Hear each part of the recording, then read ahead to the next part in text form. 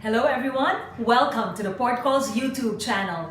Today, we have a special video. It is the first of a series of fora on presidential and senatorial candidates organized by the Philippine Inter-Island Shipping Association in partnership with Port Calls. We hope you find this video useful when you finally head to the polling stations in 2022. Here we go! Good Thursday morning, everyone! Magandang umaga po and welcome to this very exciting Presidentiables and Senatoriables series brought to you by the Philippine Inter-Island Shipping Association. I am your host, Mariel Cleachco, Events Director at Port Calls. I'd like to invite you for a short invocation to be followed by the Philippine National Anthem.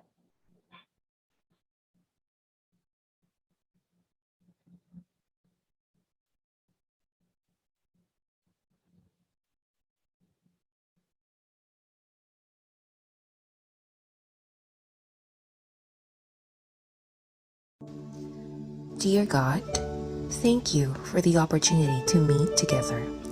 Please help us to come together to make this institution reflect your kingdom. Breathe life into our ideas and decisions. Help us build a team that has love and respect at its heart. Give us the strength to continue working for your kingdom in this time of pandemic. Lord, come give us the inspiration to be the best we can be. May we be a shining example of your goodness and truth within, wherever we are. Inspire our thoughts, discussions, and ideas, and continue to remind us that all that we do here today, all that we accomplish, is for the pursuit of truth for the greater glory of you. We ask these things in your name. Amen. Ang pambansang awit ng Pilipinas. Kayang mag-ibig, telas ng sinaganan, alam ng puso, sa titik mo'y buhay. Lupang hinirang, kuyak ka ng magiting, sa manlulupin, di ka pasisigil, sa nagagang tutok sa simoy at sa langit mong bangaw, ay hinatang tulad, awit sa pagkayang minamahal, ang isang ng matawad mo'y tagumpay na nagtitindig, ang bituin at araw niya kailan pang ay di magtitindig, lupa ng araw ng walhati pagsinta, buhay langit sa piling mo. Ang hindi kaya na pagkay mga api, ang mamatay ng dahil sa'yo.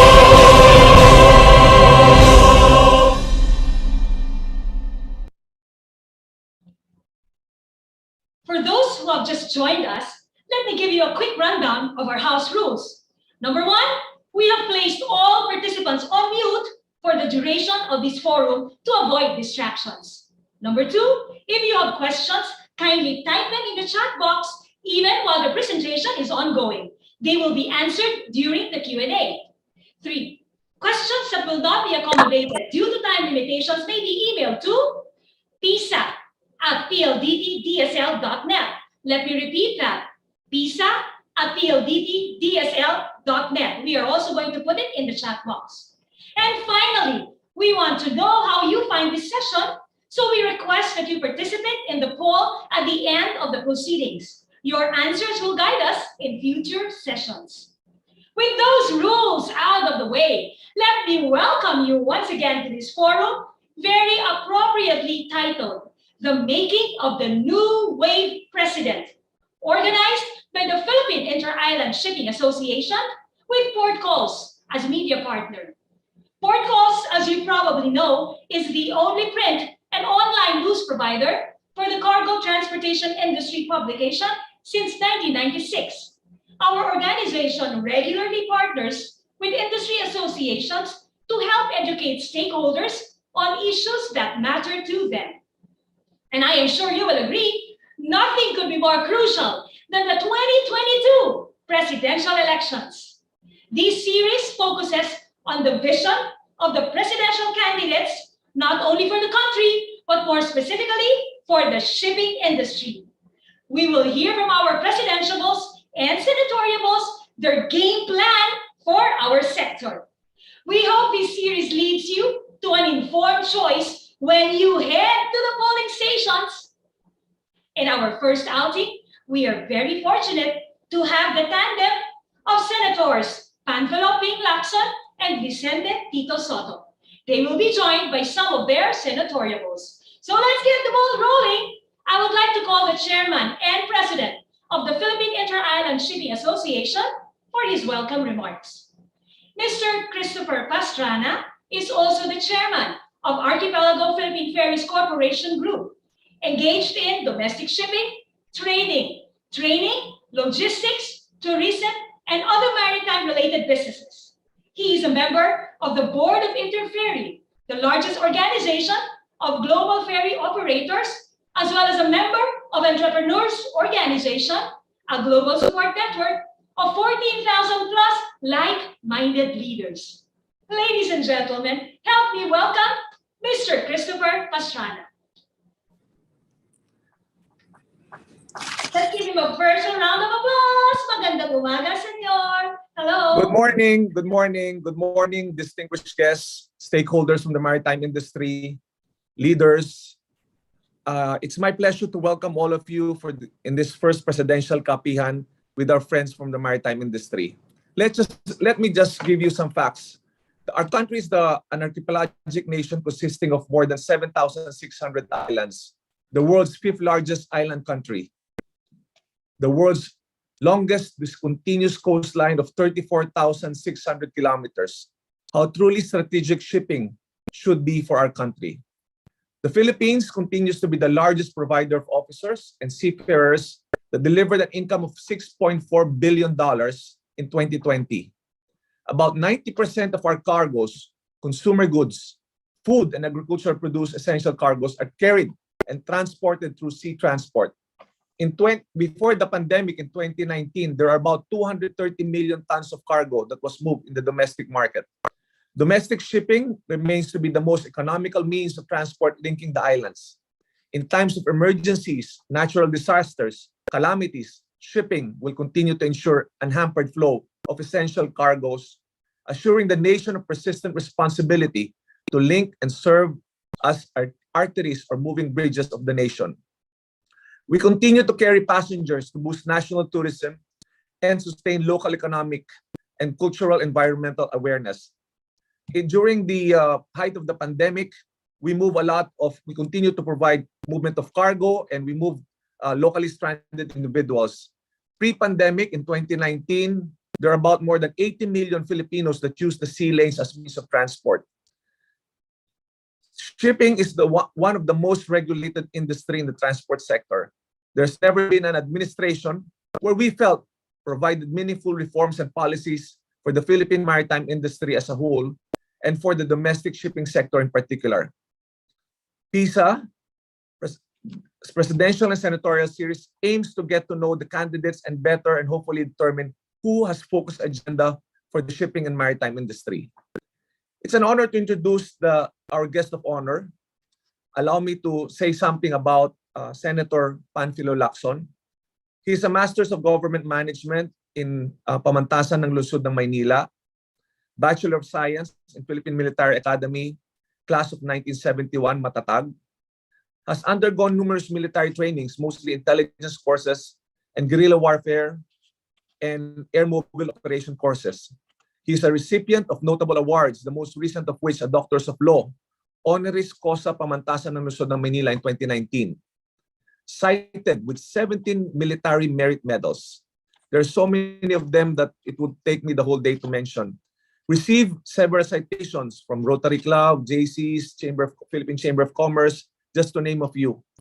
He has an impressive career in public service from Metrocom Intelligence, PNP Anti-Carnapping, Provincial Commander, Cebu Metro Discom. He was the head of the Presidential Anti-Crime Task Force, Chief of the Philippine National Police. And just to share to you, since we are quite active in the transportation business, when he was in charge of the Philippine National Police. To be honest, we appreciate all your efforts because nawala po lahat ng cotton caps sa Maynila. So nakadali po sa aming mga negosyante ang malaking tulong na ginawa ninyong disiplina nung panahon nyo bilang head of the Philippine National Police. He is married to Miss Alice Perio and has 4 children and proudly hails from Cavite, an adopted son of Cebu. Another guest of honor that we will be I'd like to introduce so that there will be continuity of our program is Senator Vicente Soto III. He has a very long history of public service. He was a vice mayor of Quezon City from 1998 to 1992. Senator Soto was member of the 9th and 10th Congress, served as an assistant majority floor leader. He headed different commissions, including the Commission of Appointment. He advocated for a drug-free Philippines, successfully sponsored and steered passage of 61 Senate bills as principal sponsor during the 9th and 10th Congress.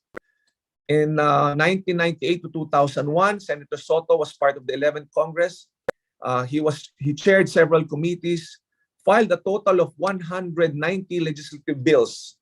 He is part of the Senate Committee of Public Service, has approved total of 939 legislative franchises. Senator Soto in the 12th Congress filed 126 Senate bills and 2 Senate resolutions.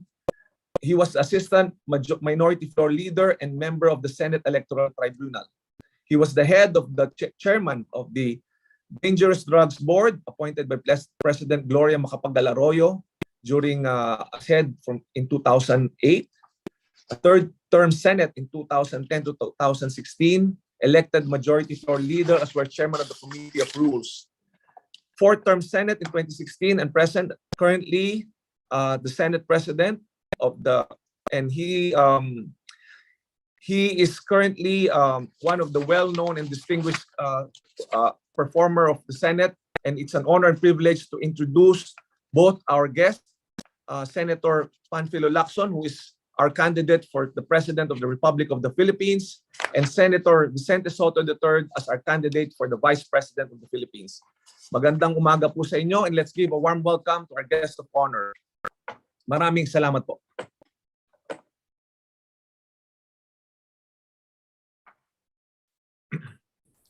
Yeah, good morning. Good morning.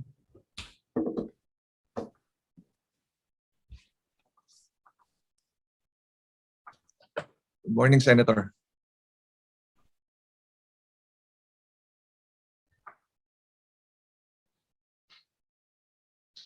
Good morning, Senator Lacson. Yes, good morning to all. Good morning po. So, The floor is yours, sir. my The floor is yours. We'd like to listen to you. no, actually, I thought you were sent or you were notified, because we had some issue regarding the program that you sent last night. I told Attorney Orius na we're here to dialogue and to listen to your to the issues and concerns that you will raise, and then we have some input to share with you. So because the program that you sent last night, ang sinasabi doon, we will have to present our platform given 20 minutes. So I thought that was communicated to you already by Attorney Arios as he told me this morning. So let's proceed with the dialogue. Actually, we have prepared for a question and answer type of dialogue. So we will know your concerns, in terms of legislation, in terms of policies, and whatever action may be necessary to take moving forward. So we want to listen more than talk to you about what our platforms are, because after all, I'm joined by Senate President Soto, and I think General Eliazar and Monsur del Rosario, as well as Dr. Mingita Padilla. And when I saw the program, I noticed that we will have to present our individual platform. So I told Attorney Orius, sabi ko, di ba isa lang yung platform namin, magkakasama kami. So I think we should, para mas magiging fruitful yung discussion natin, if we engage you in a discussion, and address whatever issues, if we can address them, whether in the short term or in the long term, kung ano yung mga issues that you are raising, like the cabotage law and other laws that govern the shipping industry. So yon, with that, ang sabi ko nga, as I said earlier, we'd rather listen to you than talk to you, and just respond or react to whatever issues and concerns that you may want to impart to us. Thank you, Senator Lacson. That's really very Yeah. interesting. Thank you, thank you. Let me encourage all of our participants to go ahead and rush to the chat box and ask your questions, because Senator Lacson and Senator Soto are here to address whatever concerns we might like to share with them. And Okay, maybe Mariel, I can fire the first chat. go ahead. Good morning, Senators Lacson, Senator Soto. I am Attorney Pedro Aguilar. I'm the Executive Director of the Philippine Inter-Island Shipping Association. So let me ask the first question. There is a bill in the Senate that I think middle of this year, or it's already on discussion on plenary. I'm referring to Senate Bill number 2094, for the amendment to the Public Service Act. Now, basically, in the bill, it defines what a public utility is, and the definition consists of an enumeration, and it enumerated only three industries that fall under the definition of public utility, which are electric transmission, electric distribution, and water pipeline distribution, and sewerage distribution. Now, basically, the impact of this bill is to remove all other industries not included into the three defined public utility industries, removing the cap of the foreign and Filipino ownership ratio, which is until now it's 60-40, 60% Filipino owned and 40% foreign owned, which is enshrined in Article 12, Section 11 of the Constitution. Now, the maritime industry sector is begging our legislators to re-include the ship for the maritime industry because of the important role that it plays in the economy and in national security. So my question, Mr. Senator, is what will be the position of what will be your position or the position of your party, just in case you'll be elected, considering that I'm sure that this bill will not be passed during this Congress and will surely be reintroduced next time. Yeah, thank you, Attorney. Thank you for the question. Actually, it's still I don't know if this is an accurate information, because I went to my office while we were in session and the Senate President was there. I think it's still pending in the Senate. Nasa period of amendments na kami. And that's exactly the point of my interpellation. When I interpellated dito sa bill being sponsored on the floor by Senator Grace po, I raised the concern on the constitutionality, and the existing jurisprudence, yung JG Summit versus Court of Appeals. Ang sinasabi doon, yung definition of public utility. And I even presented the minutes of the Constitutional Convention for the ratification of the 1987 Constitution on ownership. Kailangan define yung public utility, and very clearly sinabi doon na among the public utilities as defined under the 1987 Constitution, kasama yung transportation, shipping, and telecommunications. We are now in the period of amendments, and I think I'm in the same. I'm taking the same position that our Senate President Pro Tem is taking, that we should not open up to 100% ownership yung transport service, because that's clearly a public utility kasi regularly supplying the public with the commodity or service of public consequence, such as electricity, gas, water, transportation, telephone, telegraph service, and so on. So yun ngayon, nandun kami, we're still, while we are in the period of amendments, we allow to ask more clarificatory questions. So we're still stuck. Maybe my partner can help me out because he was presiding yesterday, because I had to attend to some important matters in my office. So I went upstairs and I just monitored that it was calendared yesterday. So partner, can you add some more information in this regard? Yes, thank you very much, partner. Magandang umaga po, Attorney Aguilar and everyone in the shipping industry. Good morning to all of you. Good morning, Yesterday, we were still in the period of amendments. Now, the only one left proposing an amendment is Senator Ralph Recto. The other amendments were more or less non-controversial and were accepted already by Senator Grace Poe before we took up the budget. And yesterday, just to give you a glimpse of what transpired, not in the plenary, but in the lounge, we had Senator Recto and Senator Poe discussing it privately. We allowed them to talk about it because precisely what Senator Lacson was saying earlier was that the position being taken by Senator Recto is perhaps the position not only taken by Senator Lacson but other members of the Senate.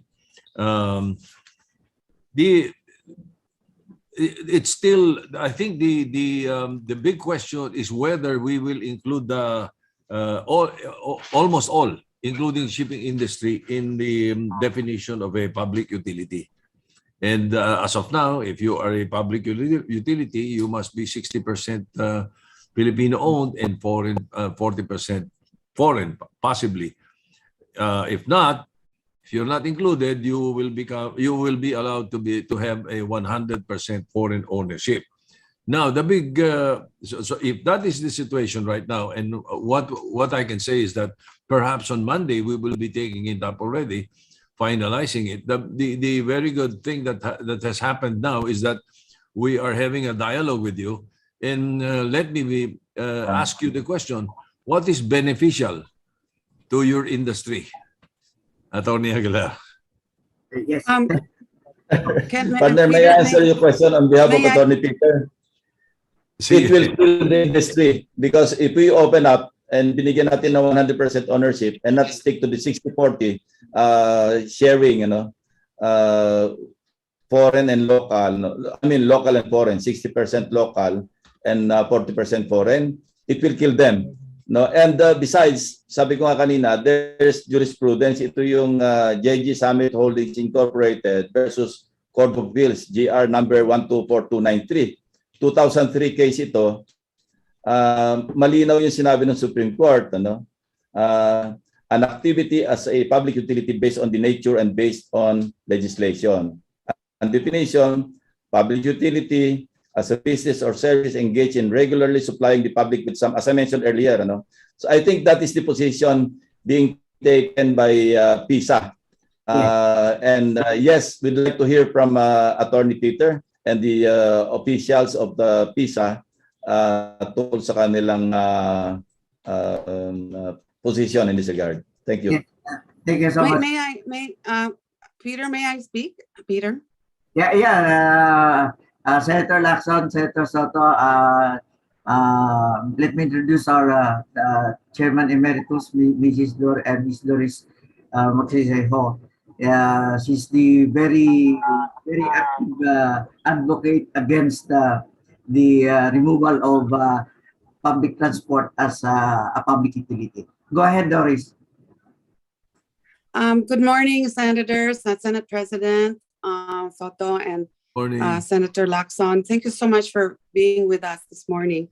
I just thought I would give another perspective to it so that we can see why this issue is actually quite an important issue, even vis-a-vis global issues, because it is in the idea of maintaining a national flag and a nationality requirements for coastal shipping is something that most countries take very seriously. The United States, for example, will not allow any foreigner that controls more than 1% to even work in their coastal and rivers in the United States. The United States requires 97% American owned for their domestic trade. Countries like Japan and China, Indonesia, which has more islands than us, 12,000 islands. You have to be 100% of Indonesian to run coastal trades for small ships. And if you're a larger ship, you may be allowed maybe 30% foreign owned. But they're very strict as far as in the nationality requirements. So if other countries allowed not foreigners to trade in their waters, we, as the country that has the most seafarers in the world, would be already trading our ships in Japan. We're not allowed to trade our ships in Japan. The coastal trade in Japan, which is also full of islands, is completely controlled by the Japanese. And why? Even the EU is open, but among EU. So if you want to go between Italy to let's say France on a ship, you need to be, as a matter of fact, even for trucks, you need to be of one of the EU countries' registry. And why is that? It is because if the coastal trade is controlled by foreigners, this concept was actually invented in the 1700s when the British were so afraid that in the event the Spaniards won control of the Atlantic Ocean, that they would embargo every ship that went, they would embargo food. The war, what they would do is not fight guns. They would, countries must have control over their waterways through their shipping to be able to control their national security issues. So imagine we're so worried about all those fishing boats in the West Philippine Sea, but at the same time, we're saying, okay, let's all have foreigners, including the Chinese, control all the domestic shipping. So it's not as if we are against liberalization. It is just ironic. It would be a shock, I think. The world would laugh at us if we, as the country that has the most seafarer, that has the most opportunity to develop our shipping industry, to become a great maritime nation, to be the one fighting to open other markets. It would be ridiculous that we would be the one to open it first. Yeah. And especially because the issues that, first of all, we have a lot of competition. See in this room full of other ship owners, and we compete like crazy. So it's not because of lack of competition. This is unlike telecom, and maybe there's only two. In our case, we have like so many people that we compete with. So the issues we have is nothing to do with flag or nationality. The issues we have is because of infrastructure and because our trade is small. Our ships are small. They're like a jeepney versus a bus. The issues that we need to do as a country, sirs, is to grow our trade. So our ships become bigger. And because ships are become bigger, we have economies of scale. And if we have economies of scale, then we can have cheaper freight. For now, we are appealing to the Senate to understand this issue. This is not a Filipino invention. the idea of nationality is actually something that most countries with a coast adopt as a national policy for their own national security. So I really hope, I really appreciate your listening to me explain that part, Yes. that aspect of this Yes, argument. Doris. Doris, may I? Just for the update of the present Public Services Act bill that we have in the Senate, the shipping is still considered a public utility. It is not in the list of being of those being liberalized. But again, we are still in the period of amendment, and we will probably have to look out for any amendments that will reverse the situation. That's how it is now. It's not. Yeah. It's not in the list of those being planned to be liberalized. All right.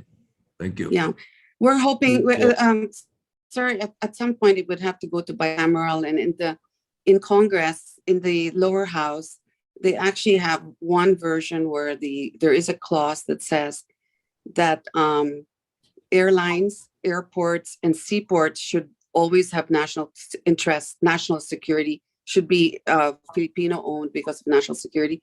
And we hope that in the Senate version, we are considered a common carrier, but we hope that if it reaches bicameral, that common carrier falls into those four things, adding shipping. So it should be airports, airlines, seaports, and ships should be actually considered as important national security assets of the nation.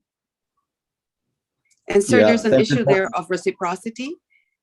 We really feel that we should not be included in that reciprocity, because somebody could import pigs and all of a sudden they can now own ships. It doesn't follow it, because the philosophy is national security. It's not about investment. Yeah, thank you, Doris. You have just reinforced our position, because we're taking the same position, but we are using or invoking more the constitutional provision and the existing jurisprudence. But thank you for opening our eyes that yung national security is of primordial concern.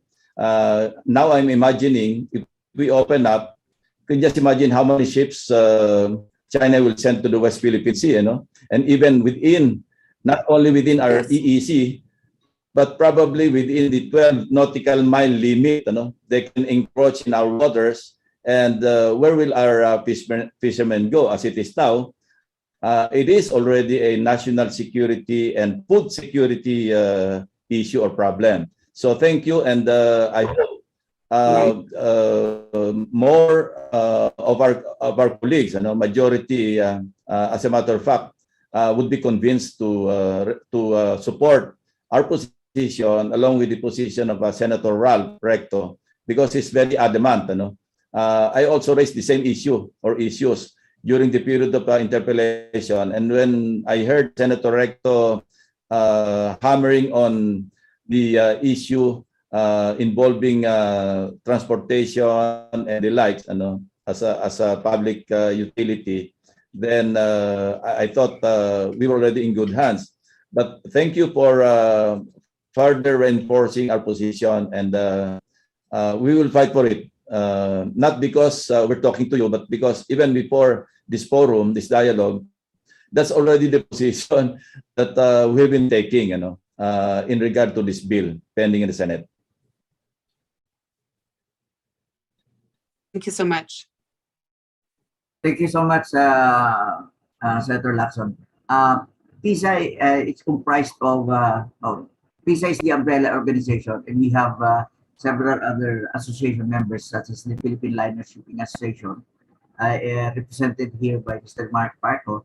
Maybe Mark has some questions related to their sector. Mark? Yes, thank you. Good morning, senators. One thing that we have always talked about is PPA's role as a regulatory body as well as a government corporation. But before I start with the question, I just like to quote something from RA 857 when it was created. Whereas the concept of the port administration in this country has been focused on the traditional function of revenue collection, harbor maintenance, and cargo handling, to the exclusion of the port's fuller utilization and development as a spur for regional growth. Now, based on the recent the spirit of RA 857 seems to have been forgotten. There's an increasing focus on just increasing PPA revenues. And yes, it contributes to the national treasury, but at the expense of higher logistics costs. And in some cases, it has become prohibitive to move the cargo. I have, the other day, I was talking to one operator and they were saying the cost to move a sack of cement from Cebu to Ormoc has become so expensive because the cost of cargo handling was higher than the cost of the freight. So, we'd like to hear your view on this matter of a conflict of interest in PPA as a government corporation and as a regulatory agency. The current combined PPA role is believed to unnecessarily compound the cost of handling and increase the cost of doing business because as a regulatory body, you're the one approving the rate increases and they have been increasing this. So we'd like to know, how do you view PPA? Would you regard PPA as a revenue generating unit, or you would view it as something to help develop and grow the economy in the Philippines? Thank you. Yes, I agree with you. No, you cannot be a regulatory body at the same time a competitor, of the industries that you are regulating. So I think, and I would suggest that you help us in this regard. Kindly submit your position in the form of a legislative proposal, probably, so we can craft a legislation to make PPA a purely regulatory agency. So that much I can say, and I'd like to hear from our Senate President his thoughts in this regard. We can outright revisit the PPA charter, and while doing so, as Senator Lacson suggested, send us the issues that you were raising. Because the other day, there was also a concern being raised by, I think, the tracking industry concerning the PPA. Permit to operate inside the port. So it's about time we revisit the PPA charter. Thank you for that, Mark. Yes. I have another question on the harmonization of laws and regulations among the maritime agencies. There are a lot of overlapping authorities like Marina, PPA, Philippine Coast Guard. We have the OTS, which is on security. And of course, there's the Cebu Port Authority. And, at the end of the day, too many cooks spoil the broth. And especially if you are regulating, but you are not responsible for the growth of that industry. So how do you intend to, an example I can give is in the seafarers. There was a time that there were too many people, PRC, Marina, the OFW were being regulated by these different agencies. But then there was a law that came out and it said that basically Marina was responsible and Marina has to grow it and they have to fix all the processes so that it does not hamper, but in fact it grows the industry. How do you intend to grow shipping, and which agency would you task to be responsible? Because there are overlapping rules and laws, and there has to be one agency which overrides this. Because there's a lot of PPA issues which affect us, but Marina cannot do anything, and things like this. Thank you. Before Senator Lacson responds, may I be allowed to respond first? Because perhaps that is part of the programs that Senator Lacson and I in our group are thinking of, because I have already filed a bill right-sizing the government. What you're talking about is perhaps one of the reasons why my bill is necessary. And we need to streamline the government. As a matter of fact, aside from the right-sizing proposal that we have, and I'm sure our group is backing this up, we're also opting for an early retirement program. A study says that an early retirement program, about 40% of people in government will opt for an early retirement program. And why did I come up with this idea? Why did we come up with this idea? Out of the 5 point something trillion budget for this year and in the previous years, more than 50% goes to personal services. And a big chunk goes to debt servicing. Imagine what is left for the country. But the personal services, if 40% opt for an early retirement program, you're probably easing up about more than $1 trillion. And you also streamline the government, right-size it, like precisely addressing the concerns that you are saying when we have the PPA, Coast Guard, etc., etc. Thank you. As Senator Lacson perhaps will respond. Yes, I heard that PISA is proposing the creation of the Department of Maritime Affairs, and streamline, yes, but to create another department, that will have to be studied more carefully. Why? Because as the Senate President stated, nasa right-sizing mode tayo because yes, more than half of the national budget goes to personal services. And on top of that, may mga MOEs pa yan, representation expenses and all. So maybe we can work together in trying to streamline, because you are correct in saying that there are so many overlapping authorities. You mentioned Marina, PPA, PCG, OTS, and so forth and so on. Sobra nga sa 10 fingers ng dalawang kamay natin yung mga agencies. So I think we should think of streamlining the functions of these agencies, different agencies, instead of, we have some reservations actually in the creation of another department. Pending in the Senate or in the Congress right now are several proposals to create more departments, Department of OFWs, Department of Disaster, Department of so many concerns, So maybe we can work together to just streamline and simplify yung authority ng maybe 1 or 2 agencies. That's all. That's our position right now. Thank you. Thank you very much. Another question that came up was really on the long-term plans of especially in shipping. As you know, when we buy ships, the ships will be there for the next 20, 30 years. And we're always looking at the long-term plans of the company, of the government. Sorry, I've been in the private sector too long. But one thing we've seen is that there's a lot of presidential appointees, especially in positions below the office of the DOTR secretary and undersecretary. So it keeps changing, and it seems to make long-term planning very difficult as the plans keep on changing because there's no continuity down at the ground level.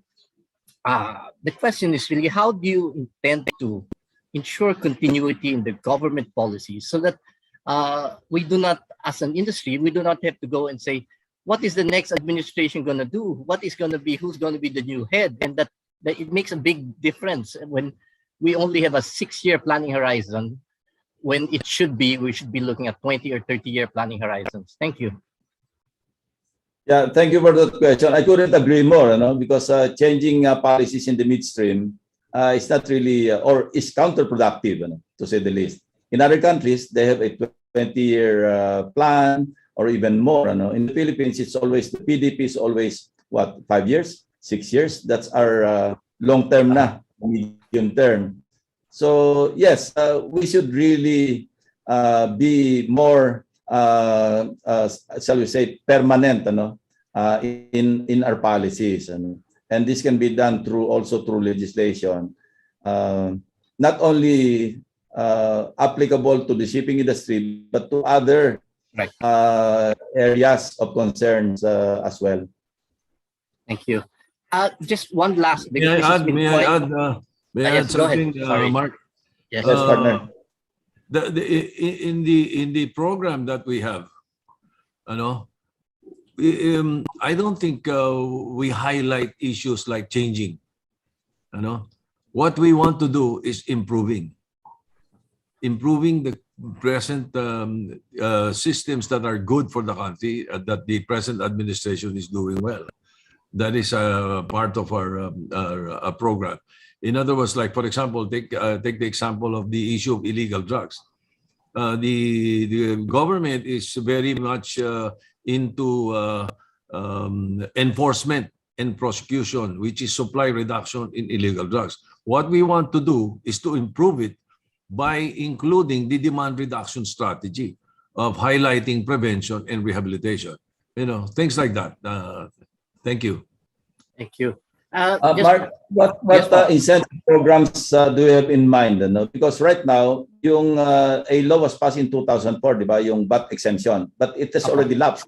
Dahil 10 years yung period when the shipping industry enjoyed VAT-free activities on the procurement of your supplies or whatever materials you have. Yes, I'll be very honest with you on the VAT incentives or any incentives on the importation. The incentives are good, and that probably works for when you buy a new ship. But of course, our other problem is we have day-to-day maintenance, and we have to buy the parts. And if you talk to some of the ship owners, when you apply for the incentive, it takes so long, and then your ship is stuck. So it's cheaper to pay for the tax and get the ship running because it's expensive to keep it the whole ship idle and not moving. But to your question on what we think, one thing that has consistently come up is that we are giving VAT incentives for imports, and something that we have really asked is that we get incentives for ships that are built in the Philippines. We don't get that. So it's cheaper for us to buy from outside. But then building a ship in the Philippines means that we create more jobs in the country. And if we create more jobs and if we have a strong shipbuilding industry, then that will go back and make it better for the shipping lines. We have more jobs. We have maintenance will be easier as a lot of these suppliers will also set up where there are shipbuilders. But incentives given the shipbuilders, but then you give the incentives to them. But we are the buyers as shipping lines. Why will we procure a ship made locally when it's more expensive? We'll buy outside. So I think that's something that we look forward to. Something in that way wherein it feeds and it goes back, because if the industry in the Philippines grows, the shipbuilding industry, it will feed the metals industry, it will feed the spare parts industry, and there's more people who have more money, and when people have more money, then they can ride on the ships. The more people will ride on the ships, which is also a good thing for us. Then it's a circular economy for us because the money stays within the Philippines as opposed to us buying overseas and the money goes outside. I think that's something that we will look at, but I think there are other things that we will recommend. Just one last, would you like to reply to that? Sorry.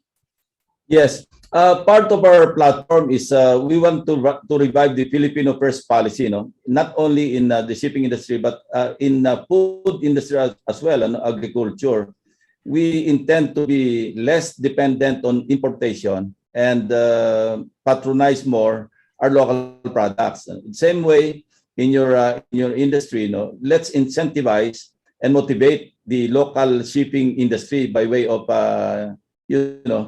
granting more incentives to local producers or local labor sa shipping industry. So I agree with you, and it's part of our platform of government actually, yung tangkilikin ang sariling atin muna instead of being too import dependent. Imagine I could not imagine for the life of me that we would be importing galunggong from China. Yes. This never happened before. And, it's revolting to say the least that the galunggong that we are buying from China are coming from the West Philippine Sea na-deny yung ating mga fishermen from fishing. Ang laking impact nito because 7% of our fish, yung source ng fish natin, nanggagaling sa West Philippine Sea. it's a 33 billion peso a year livelihood ng mga fishermen natin. So, and right now, because of the incursions of the Chinese vessels, ang nadidinay sa atin is something like 300,000 metric tons of fish. Translated, kasi ang consumption ng one Filipino family is something like 40 kilograms of fish every year. So if you divide 300 million kilograms of fish by 40 kilograms, that would translate easily to 7.5 million families, no? Na sabihin nating nawawalan o kaya bumibili from other sources ng isda. That's unacceptable actually. So yon, kasama sa programa namin yon, yung Filipino First. Thank you. Just one last, this seems to be cropping up in a lot of questions that I get from, or feedback I get from not just my members, but also non-members. Again, it goes back to PPA and how they are regulatory, and they continue to basically their vested interest within it. And it was noticed that even in the recent port biddings, there's only a select group of companies which seem to be winning, and this has resulted in inflationary increases in cargo handling tariff. If you were to go to Zamboanga and Tacloban right now, you would hear from the business that the cost of moving cargo there, because PPA just approved it, has gone up in some places more than 100%. So how do you intend to stop the inflationary increase in cargo handling tariffs? Thank you. Partner, would you like to respond?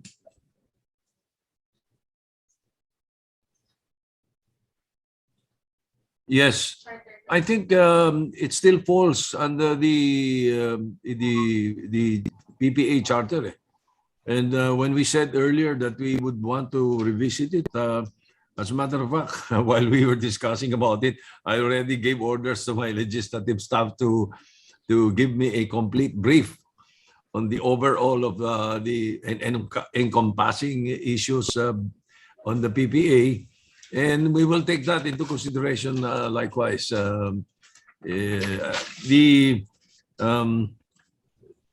There is also the issue of corruption na dapat nating i-address. And then because I understand there are selected groups winning the bids and things like that. No? And when we say anti-corruption or corruption to be addressed, that is the masterpiece of Senator Lason. And my partner, actually, no. We have so many anecdotal stories to tell, but never mind. Thank you. But we have consistently fought corruption all the way, you know, since the time I was GPNP or in the military service, all the way to my being a member of the Philippine Senate. So, yeah, we'll really go hammer and tongs, you know, against corruption in government. Because sa akin, pag solve yung corruption, at least 50% of the country's problems masosolve. At least 50% solved na. Tama. Thank you po. I think from the industry, I think there will be other questions, but since we move 90% of the cargo, if we can make it less expensive to move, then that will really go back and benefit the majority of our countrymen. Thank you very much. Attorney Pete, if there are any other questions, thank you.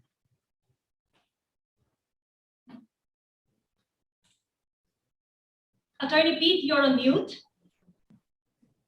Yeah, thank you, Mark. Before proceeding, let me just acknowledge the presence of the very able General Guillermo Iliasat. He's on the screen now. So welcome, General Iliasat. Okay. Anyway, Senator Lacson, Senator Soto, apart from the general advocacy work on PISA, PISA also collaborate with other stakeholders in the maritime industry. In one of the very articulate members of the industry is the uh, head of the Women in Maritime Philippines, Miss Merly Pedro. If Merly has some questions, the floor is yours, Merly. Miss Burley San Pedro? Yes, can you hear me? Yes, we can. Good morning, ma'am. Yeah, What's good your morning, question? everyone. Good morning, everyone. I'm sorry for my connectivity might have a problem because I'm in the Legazpi right now in one of our beautiful provinces. Good morning, Senator Ping and Senator Soto. As a maritime and archipelagic country, we are very happy that we have now this forum with you, and all of us stakeholders are actually united with that sense of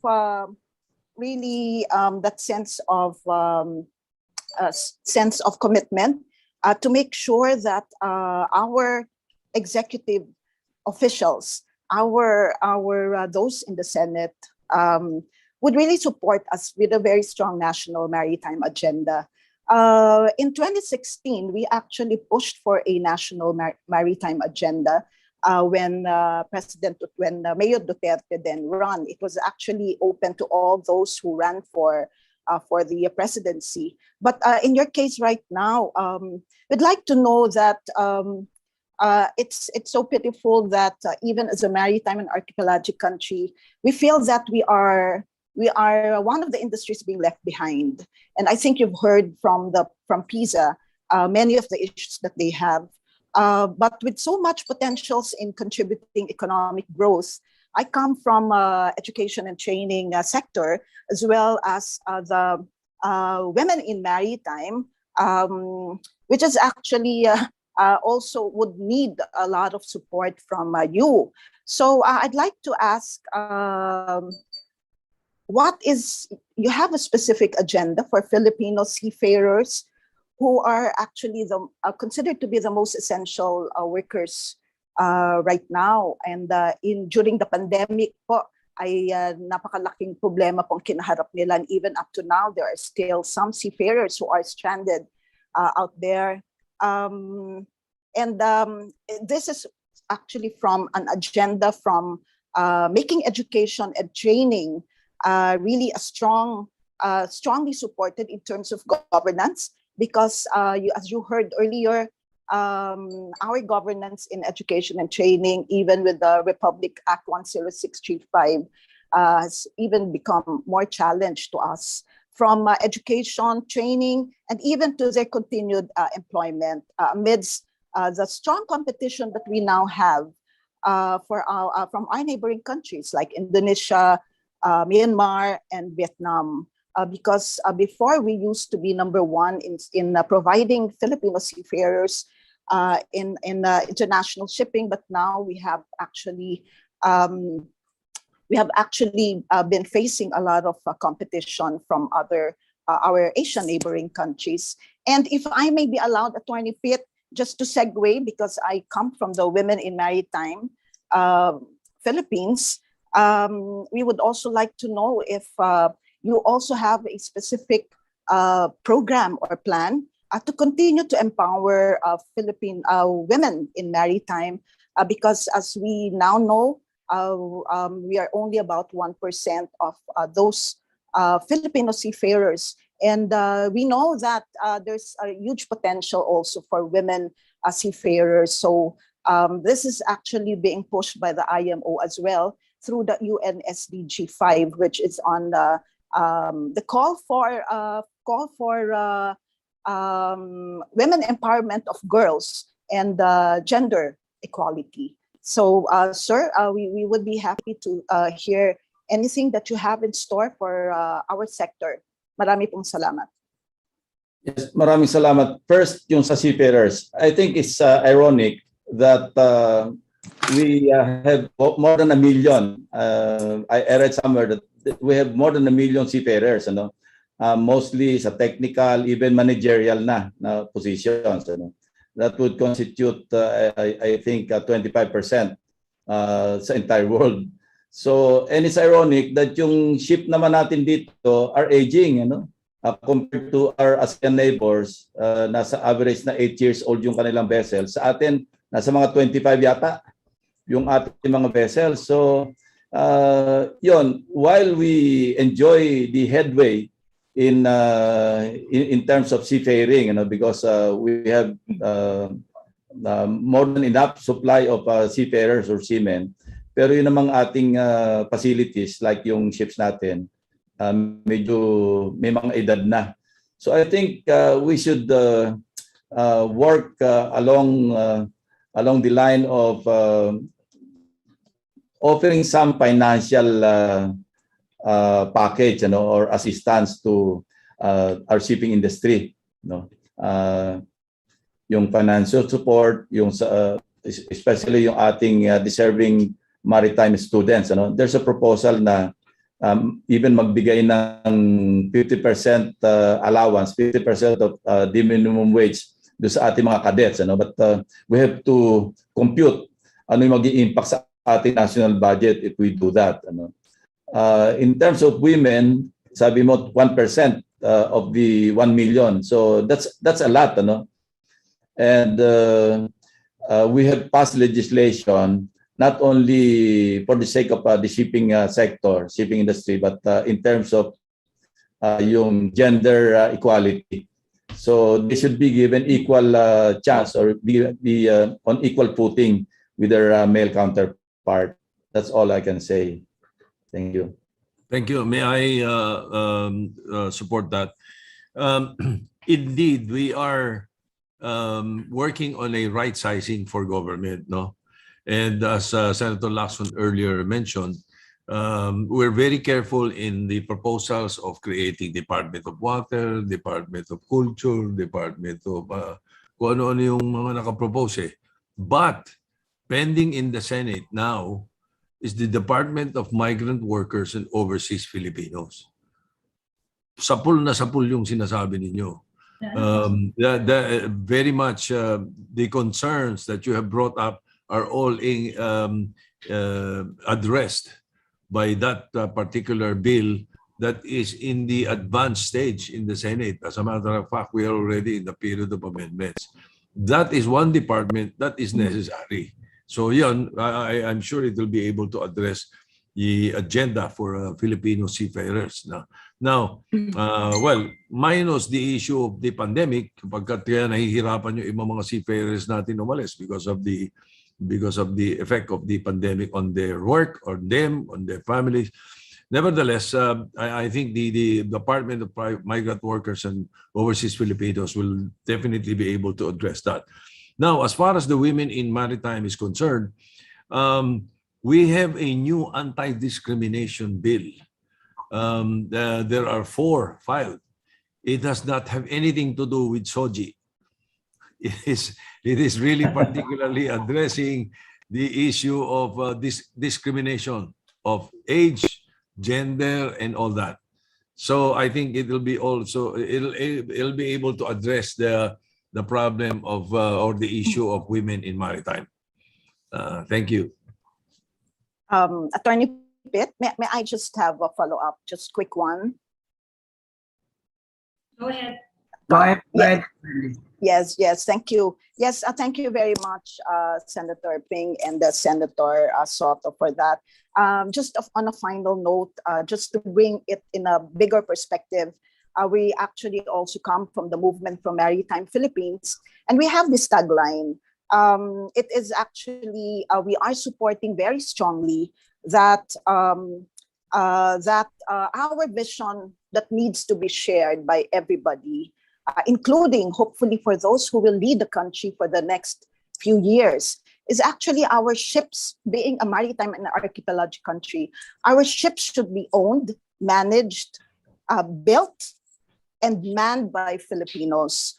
This is not, of course, just to go exclusive, but this is to be able to connect more efficiently, effectively, the different provinces in this maritime country, and also to be able to move people all around. And that is Actually, we give support, very strong support to the issues of the domestic shipping, because we all believe that if we can only do this, just like our neighboring countries, I think we can achieve more economic development. So sana po yung ating agenda po for maritime will be crafted in a more comprehensive way, not just sector by sector, but it's got to be a national maritime agenda. Maraming salamat po. Okay. Thank you, Merly.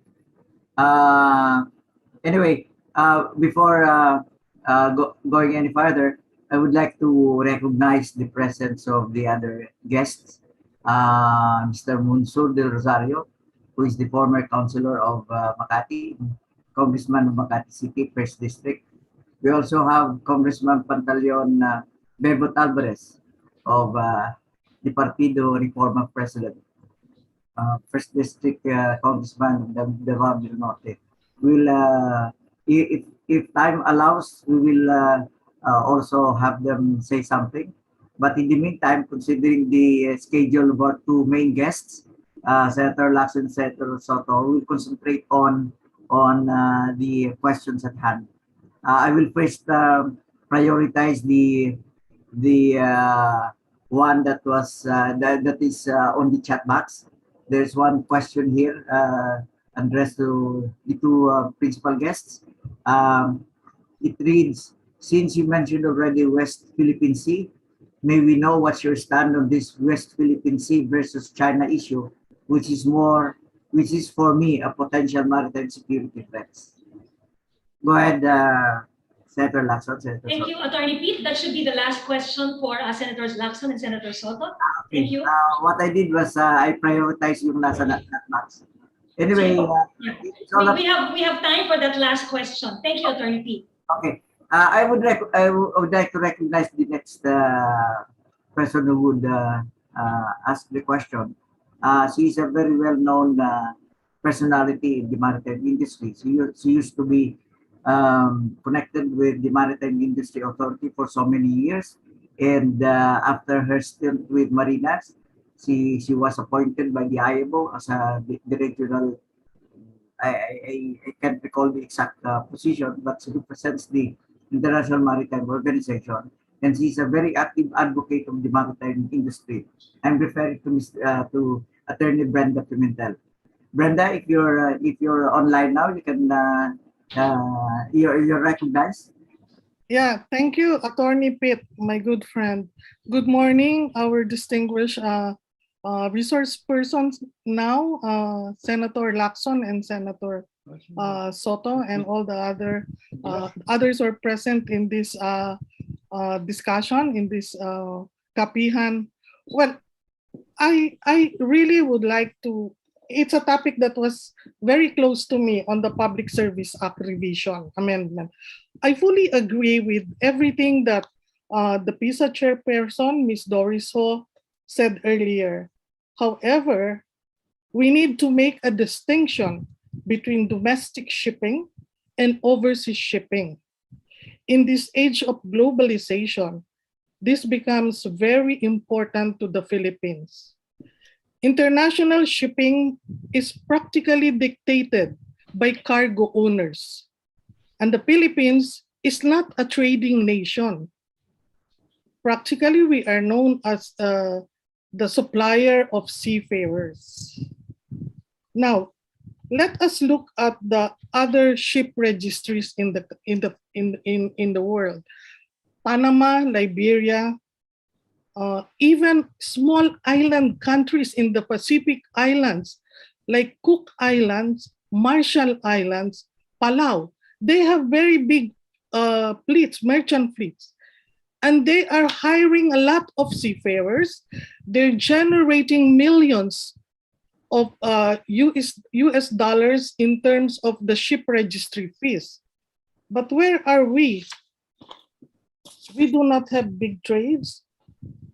They do not have big trades as well. The small island countries, Panama or even Liberia, they do not have big trade. They don't have seafarers. They rely mainly on Filipino seafarers. So, thank you, Ms. Brenda. No, wait. If we are able to attract if we are able to attract foreign ship owners to register under the Philippine flag, we will generate a lot of foreign exchange. We will board our Filipino seafarers on board Philippine ships, not export them to foreign flag ships. At this point in time, we are dependent on the foreign ship owners to hire our seafarers. But now, if we have this, even just half of the Panamanian fleet coming into the Philippines, we will have a lot of ships boarding deploying our Filipino seafarers, and we don't have problems with cadetship because we can now allow them or make them board these ships, these foreign flag ships registered in the Philippines, to be cadets. No, please. This is very important. I think they have to do this because. I understand, ma'am, but Senators Lacson and Senator Soto, we will have to leave the room, the meeting at this point. You may continue as the Senatoriables are also here, and they can give us their insights on the concern, ma'am. No, at this point, just 1 minute, please. Therefore, I request that the two good senators consider opening foreign investment in international shipping, not domestic shipping. So there should be a distinction when you do amend the Public Service Act. Thank you very much. Thank you, Ms. Brenda. Well, just a quick response before we go. Yes, she is right because that's what's happening now. As far as domestic, di ba? Hindi pwede. International, yes. Meron naman talaga eh. Thank you. Salamat. Maraming salamat, Senator Soto. So it's okay if you have to leave because of your schedule. And anyway, andito naman po yung slate nyo for the Senatoriables, and we can ask the questions to the Senatoriables. Thank you so much. Chet, do you have any message to our main guests? Thank you very much, Senator Lacson and Senator Soto. Do you mind to give just a short goodbye and last statement, sir? Maraming salamat po. Masahan yung tulong namin. Thank you, sir. Thank you for having us this morning. We know that the shipping industry plays a crucial role in the Philippine economy, so you can rest assured that it will also be a priority as far as we're concerned. Thank you, sir. Okay. Is Senator Lacson still here? Wala thank you so much for all your questions. Let's continue. Yeah. Let's continue. Thank you so much for all your questions and for the responses of our senators, Ping Lacson and Senator Tito Soto. Maraming salamat po. And we can continue. We can continue. Okay. Our chairman and Attorney Pete. Yes. Tuloy-tuloy natin ang discussion natin. Can I introduce our guests, our distinguished guests who are also present? Go ahead. Okay, I'd like to welcome Police Major General Guillermo Eleazar. I'd like to give a brief introduction. He was born on November 13, 1965. He's a retired chief of Philippine National Police, widely acknowledged as strict and disciplinarian when he relates to police work and ethics. He's also known for his prompt action on peace and order concern of the whole archipelago.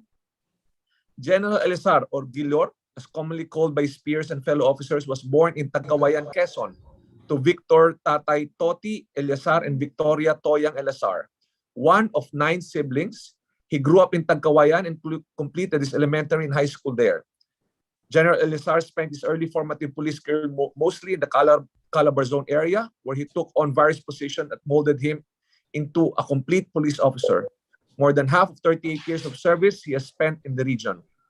I'd like to also welcome and acknowledge our idol, Monsieur De Losario, who served the city councilor from 1st District of Makati from 2010 to 2016, and later on as a congressman in the 17th Congress, representing the same district from 2016 to 2019. Monsieur De Losario was born in Manila and grew up in Bacolod, his family hometown. Mr. De Losario joined the Philippine National Taekwondo team in 1982, remained there in 1989, serving as team captain in his last 4 years as a team. From 1982 to 1989, he competed in several international competitions, including 1998 Seoul Olympics and Southeast Asian Games and ASEAN Games and World Championship. Good thing I did not spar with him when I was part of the UP team. Otherwise, binugbog siguro ako ni Congressman Del Rosario. I'd like to welcome Dr. Mingita Padilla, has been a medical profession for more than 34 years. She is a renowned ophthalmologist and has been president of the Eye Bank Foundation of the Philippines for almost 26 years.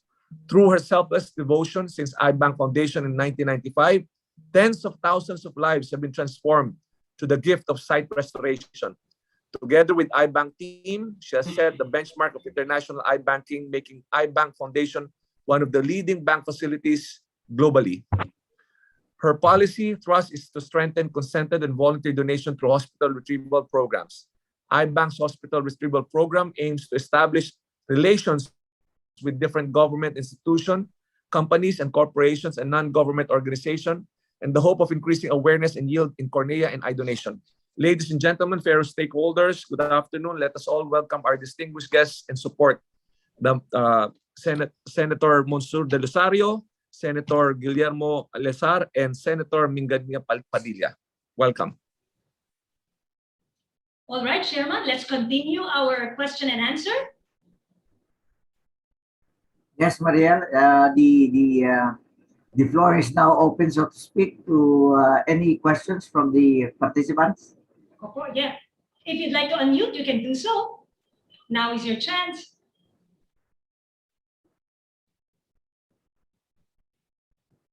Maybe I can call Mr. Jerry Santos also here with me. Is he on the house?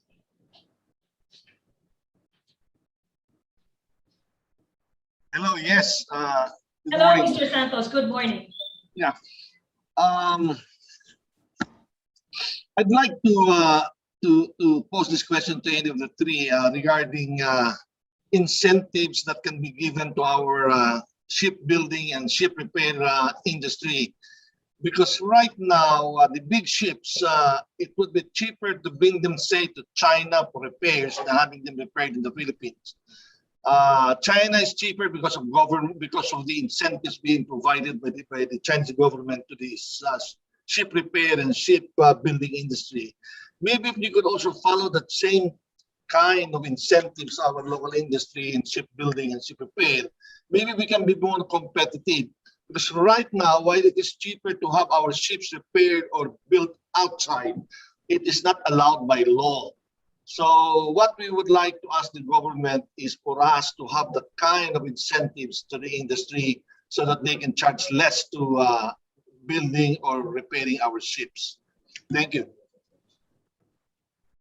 Thank you, Mr. Jerry Santos.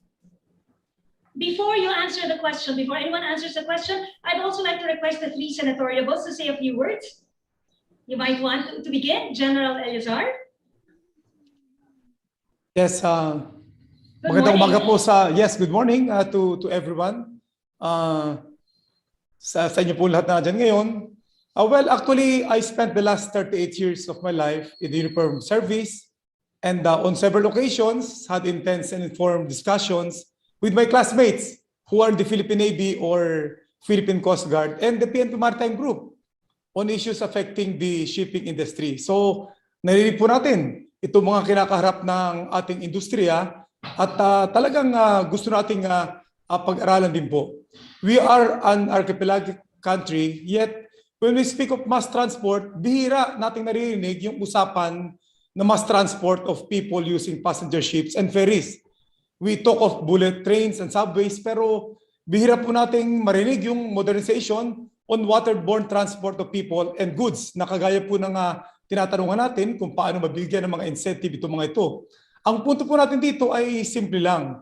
Kung hindi tayo pinag-uusapan, siguradong wala sa plano at kapag wala sa plano, hindi tayo priority, which simply means walang pagbabago.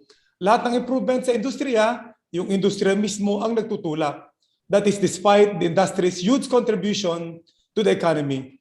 Isipin na lang natin po na kung bubuhusan ng tulong ang shipping industry, mga incentives para dito, hindi malayong maging trading hub din tayo na alternative sa Hong Kong, China o Singapore kung sakali man. mas maraming investors, negosyo at trabaho, ito para sa atin. So kaugnay nito ang pagsaayos ng sistema sa industriya. Una po, yung ease of doing business with government agencies in charge of maritime industry. Dapat ang tingin ng gobyerno sa shipping sector ay partners ng development. Hindi mga subjects na gagalaw batay sa kapritsyo. Hindi gatasan ng mga korap. So we've heard a lot of stories about corruption and other forms of hardship you have to deal with, and I'm sure you have plenty to share during our discussions. Alam niyo naman kung gaano kagalit po yan si Senator Ping Lacson at Senator Soto at pati na rin po itong ating grupo pagdating sa corruption. And we have the solutions to it. Yung padrino systems, for example po, na matagal ng problema sa PNP, na-solve natin when we implemented the QR code for recruitment, for example, and we have shown the political will na hantingin ang mga abusado at ipursu ang tama para sa industriya. To be fair, may ginawa naman po ang mga nakaraang administrasyon at pati ito ngayon at to improve the situation. Pero the industry deserves more. The maritime sector deserves to be placed at the forefront of national development. Pag nakita ng global shipping industry na efficient tayo at wala ng korupsyon, mag-uunahan dito ang investors. And that means more jobs for our people. But sabi ko nga, isa sa magandang value na pwedeng natin contribute sa Senado ay yung, may capacity to listen. I'm always a believer of participatory planning and development approach. Kaya po, narito ako ngayon para makinig sa inyo because I know as you are the most affected, you know the best solutions. So malakas po ang loob ko na manindigan para sa inyo kapag napakinggan ko kayo. That is one thing that I can assure you na kung sakali pong papalarin, ipaglalaban po natin itong industry nito dahil yan po ang kailangang ipaglaban natin lahat. Yun lang po. Maraming salamat po sa pagkakataong ito. Thank you, General Rizal. Mariel, can you call the other guest, Congressman Monsur del Rosario? Yes, Congressman Monsur del Rosario. Any words po? Good morning, everyone. Good morning. Good morning, Chairman.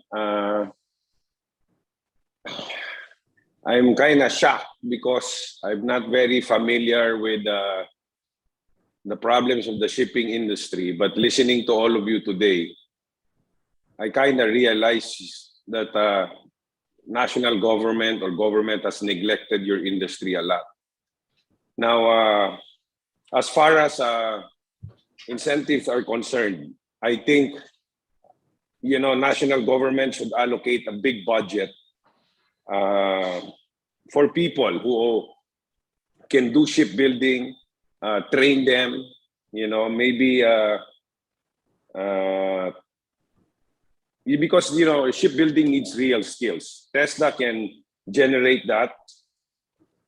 Open job opportunities for Filipinos who need to earn a living.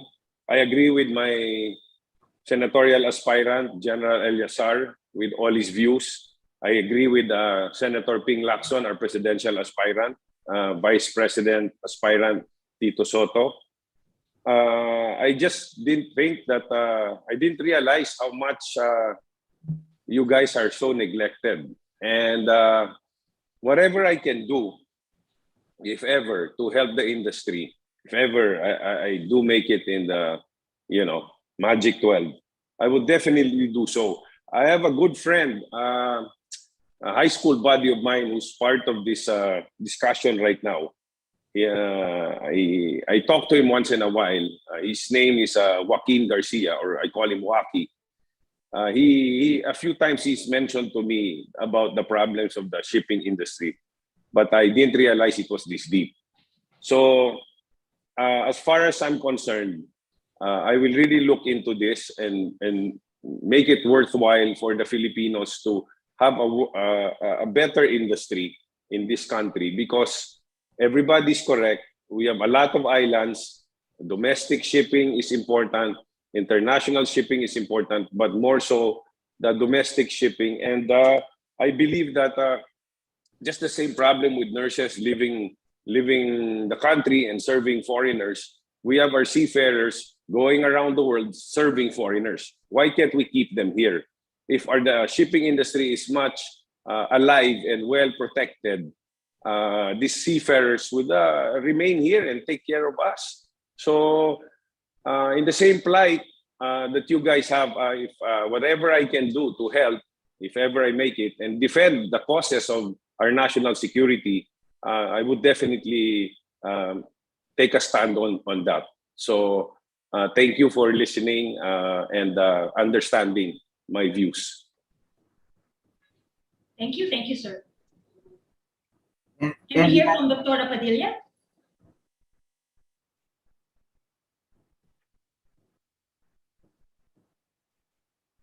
Is she with us, Attorney Pete? I don't know. Dr. Padilla, are you still around?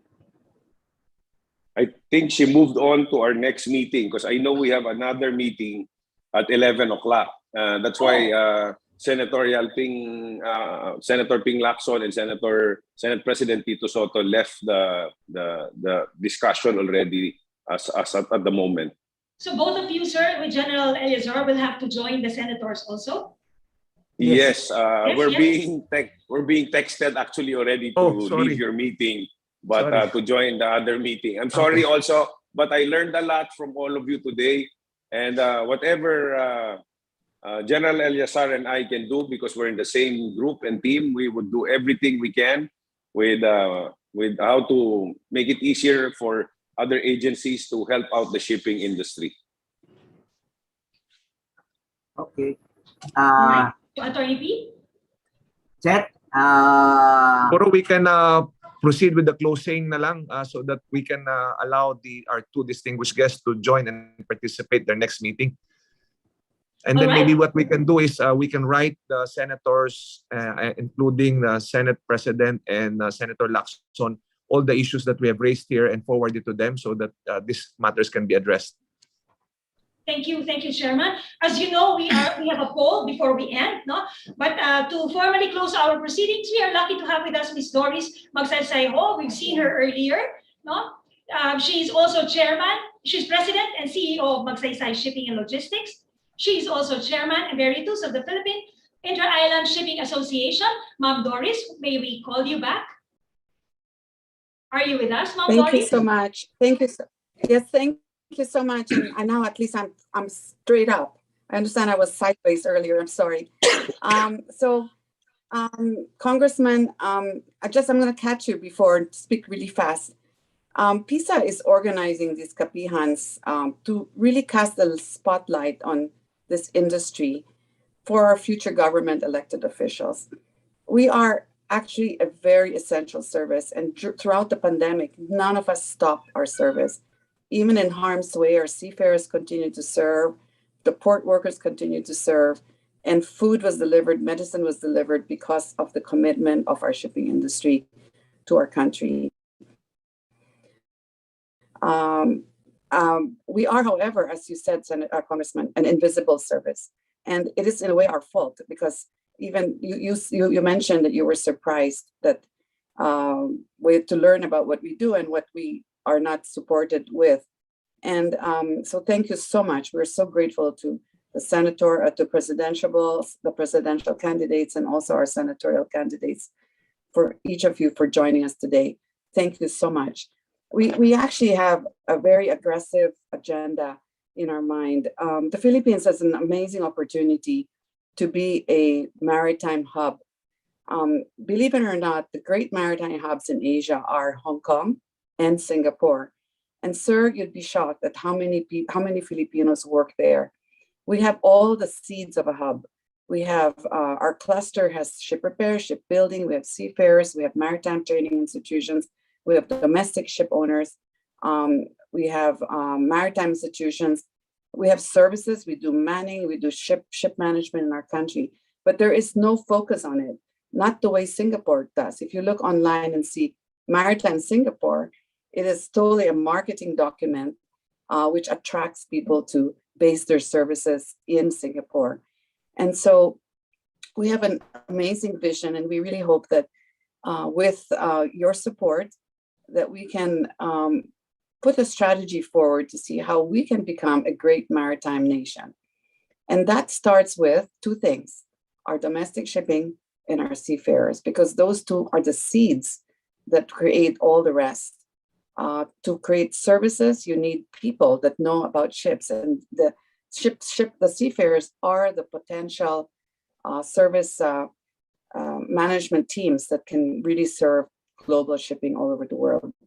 So we're really grateful that you have joined, and that we are able to have this kind of dialogue, and hopefully we can have more so that we can maybe explain and inspire all of you with excitement about the potential of this industry, which we believe in so much, and we are so committed to continue to serve our nation.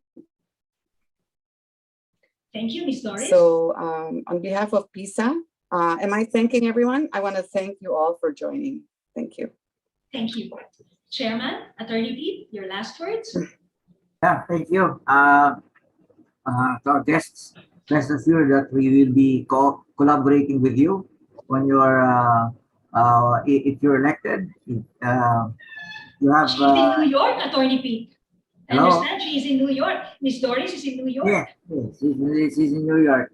But the role of PISA really is to collaborate with the policymakers on how to improve the industry. And this is a very important time for us to do so while the candidates are still formulating their platform of government. So thank you so much to our guests, Congressman De Rosario, General Elizar, and the two guests who have left earlier. Thank you, and thank you so much to all the members who participated. This is only the first of a series, so we'll be inviting the other candidates, the other presidentiables, so that we will know their platform of government in general, and their program for the maritime industry in particular. Thank you so much. Mariel, Thank you, Attorney Pete. Chairman? Maraming salamat po in behalf of our organization and all the members of the different stakeholders. Maraming salamat po sa ating distinguished guests. Kasabihan ng daigang maaga pang masipag. So kayo po ang una naming guest at ang una naming panauhin. So maasahan po ninyo na hindi lang po ito ang una, but marami pa hong pagkakataon that we'll be able to talk and collaborate with you further. And we will rest assured that your program of government will be heard, and we will support you in your endeavor. Maraming salamat po sa inyo lahat, at mabuhay po kayo, at sana po you stay safe and mabuhay ang Pilipinas. Maraming salamat po. In behalf of PISA and Port Calls, this is Mariel Cleasco saying, I'll see you next time in the next Kapihan. General Eleazar, did you want to say goodbye? Thank you. Maraming salamat po. Mr. Monsieur De Rosario, maraming salamat. And Paul is up next. Thank you very much, and stay safe, everyone. And rest assured, my good friend Joaquin Garcia, who's a friend since high school, I will definitely, ask him more questions about this and ask him what I can do to help the industry. Thank you, sir. Thank you.